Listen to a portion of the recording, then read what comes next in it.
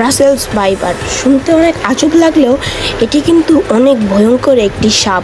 Russell's viper প্রায় অনেক ক্ষতিকারক একটি সাপ হয়ে থাকে, যার এক কামড়ে বড় থেকে বড় প্রাণীও পর্যন্ত নিজের প্রাণ হারিয়ে ফেলতে পারে। রাসেলস ভাইপার সাধারণত ভারতবর্ষেই দেখা যায়, কিন্তু ধীরে ধীরে এটি বিভিন্ন স্থানে ছড়িয়ে পড়েছে। ভারতের পরে পাকিস্তান, শ্রীলঙ্কা, ভুটান, বাংলাদেশ, নেপাল এই সব দেশ হয়ে যাওয়ার পরে এখন বাংলাদেশের দিকেও এই সাপ এগিয়ে চলেছে। রাসেলস বাংলাদেশের ভিতরে প্রায় 28টি জেলায় রাসেলস ভাইপারকে দেখা গিয়েছে। রাসেলস ভাইপার অনেক ক্ষতিকারক হিমোকক্সাইড বিষ ছাড়ে, যার 1-2 ফুটাতেই একটি হাতি পর্যন্ত মারা যেতে পারে। আর রাসেলস ভাইপার কিন্তু একটা চাল চেলে কিন্তু আপনাকে তার নিজের দিকে প্রসারিত করবে।